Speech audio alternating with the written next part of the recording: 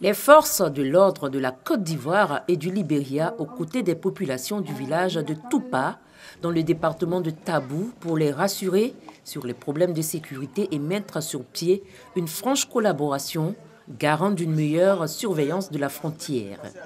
Longue de 500 km, cette zone frontalière entre les deux pays a connu de nombreuses attaques, notamment dans les localités de Grabo, Fété et Olodio. Un mauvais souvenir aujourd'hui pour le capitaine Arsène Zadi, commandant du sous-groupement 21, détachement militaire basé à Grabo qui assure que les forces de sécurité couvrent désormais toute la zone frontalière 24 heures sur 24. De Tabou jusqu'à Taï, vraiment il peut rassurer ici la population que tout va bien. Tout va bien parce qu'avec nos frères libériens, nous travaillons ensemble, nous menons ensemble les mêmes actions, nous échangeons les informations, donc pas d'inquiétude. Elles peuvent vaquer librement à leurs occupations. Nous sommes là pour leur protection et en plus de leurs biens. Cette rencontre sur la sécurisation de la frontière ivoiro-libérienne s'inscrit dans le cadre du projet de coopération transfrontalière entre la Côte d'Ivoire et le Libéria pour une cohésion sociale et une paix durable. Pour les populations qui vivent à la frontière, c'est une grande première dans la région. Et elles voient en cela un facteur de développement de leur localité. L'association de soutien à l'autopromotion sanitaire urbaine, ASAPSU, est l'initiatrice de ce projet. Elle bénéficie de la collaboration du PNUD et du soutien financier du Fonds de consolidation de la paix des Nations Unies.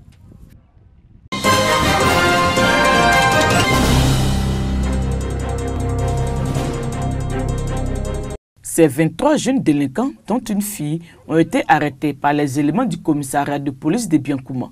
Selon le commissaire Saki Mamadou, ils sont venus de Mans à bord d'un minicar pour, disent-ils, enterrer la vie de célibat d'un des leurs. Arrivés en plein centre-ville de Biankouma et armés de machettes, couteaux et gourdins, ils se mettent à agresser les passants et tous ceux qui ont le malheur de croiser leur chemin, arrachant portables, portefeuilles et divers autres objets. Les bruits courent et la police reçoit en un temps record plusieurs plaintes similaires. Rapidement, une descente musclée est organisée. Les jeunes agresseurs en pleine opération sont surpris par les policiers. En plus des armes blanches et des objets volés retrouvés sur eux, de la drogue a été également saisie. Cette opération s'inscrit dans le cadre de l'opération Épervier 3 et intervient juste quelques semaines après l'arrestation des premiers membres d'un redoutable gang à un corridor de la ville. Ces jeunes délinquants, quant à eux, répondront sous peu de leurs actes au parquet de Mans.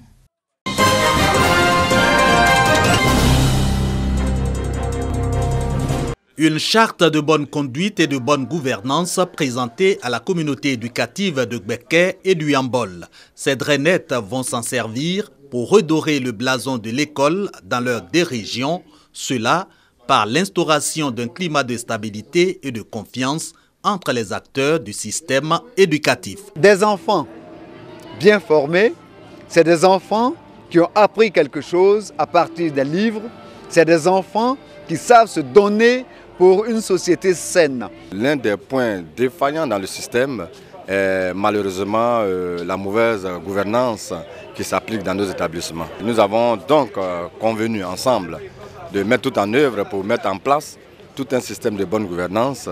Bilan de la gestion des établissements scolaires, installation des sections jeunesse Croix-Rouge, remise d'ouvrages à des établissements, sensibilisation sur des fléaux comme les grossesses en milieu scolaire, des activités avec la participation de l'acteur ivoirien de cinéma Guy Kalou. Nous, en tant qu'intervenants dans l'industrie du cinéma, nous avons souhaité apporter notre petite contribution pour que la société tout entière se dise que l'éducation d'un enfant est l'affaire de tous. Cette charte de bonne gouvernance et de bonne conduite dans les établissements scolaires, une volonté de la tutelle pour redonner à l'école ivoirienne son lustre d'antan.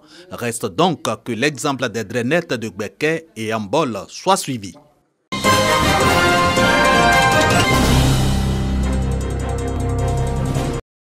Obtenir un emploi après les études et être financièrement autonome sont les aspirations de tout jeune. Pourtant, arriver à ce résultat est un véritable parcours du combattant en raison des nombreuses difficultés liées au manque d'information des jeunes sur les techniques de recherche et de création d'emplois. C'est pour résoudre cette question que le comité des élèves et étudiants de Côte d'Ivoire, CESI, a initié une conférence sur le thème « Comment s'orienter après le BTS et les stratégies de recherche d'emploi en Côte d'Ivoire ».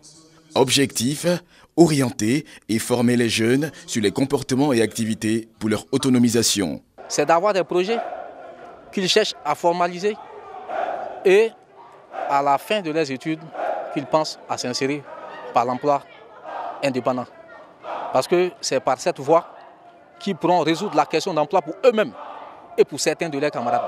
Pour le secrétaire national du CESI, cette conférence permettra aux jeunes d'acquérir toutes les connaissances nécessaires pour s'insérer facilement dans le tissu socio-professionnel. Les étudiants partent vers les structures spécialisées pour comprendre. Le tout n'est pas d'aller à l'école et d'avoir un diplôme.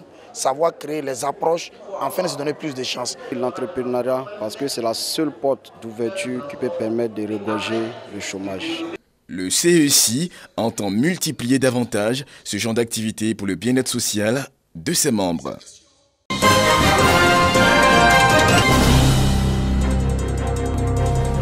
Soigner à moindre coût et de façon efficace les patients souffrant du paludisme en Côte d'Ivoire. La médecine traditionnelle y apporte sa contribution à travers des plantes thérapeutiques. L'une d'entre elles, l'artémisia. Cette plante guérit le palu.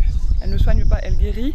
Donc on n'a plus le palu dans le sang après avoir pris la cure. Ici pour la région et pour toute la Côte d'Ivoire, nous allons mettre en place des modules de formation agro et thérapeutiques un peu partout. Les vertus de cette plante au centre d'une rencontre à l'université Peleforo Gon-Coulibaly de Korogo.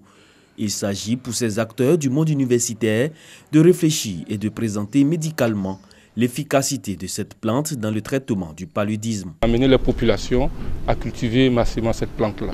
On aura des modules de formation pour apprendre aux populations comment cultiver cette plante-là, comment la produire du début jusqu'à la fin. Au cas où ils auront le palu, qui n'ont pas le temps d'aller peut-être chercher l'artémisia ailleurs, ils peuvent la couper chez eux et faire les tisanes et puis se soigner contre le palu. En Côte d'Ivoire, le paludisme est la principale cause de consultation médicale. L'artémisia ou encore l'afra d'origine chinoise vient accompagner le gouvernement dans le traitement et la lutte contre cette pathologie.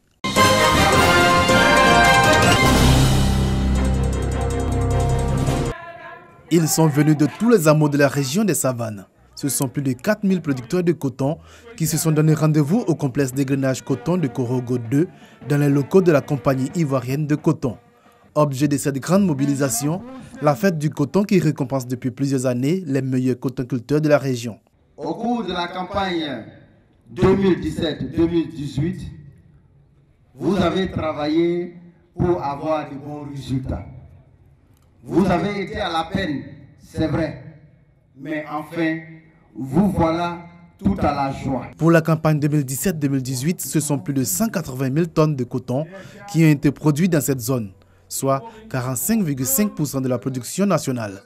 Une performance réalisée grâce à l'encadrement des 34 000 producteurs de cette région. Il faut beaucoup mettre l'accent sur la communication et sensibiliser les agents pour qu'ils soient auprès des producteurs pour que le rendement puisse s'élever. Je pense que c'est la première fois que dans le bassin cotonnier, que la moyenne d'une tonne 430 kg à l'hectare soit réalisée. Ça profite qu'aux producteurs. En plus des 30 milliards de francs CFA qui ont été perçus par les paysans lors de cette campagne, les 205 lauréats du jour sont repartis chez eux avec d'importants lots en nature et en numéraire.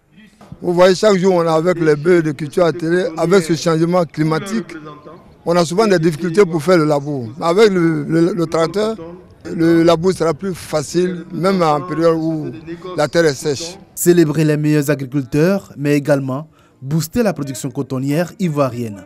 De 400 000 tonnes actuellement, la Côte d'Ivoire vise une production annuelle de 600 000 tonnes de coton d'ici 2020.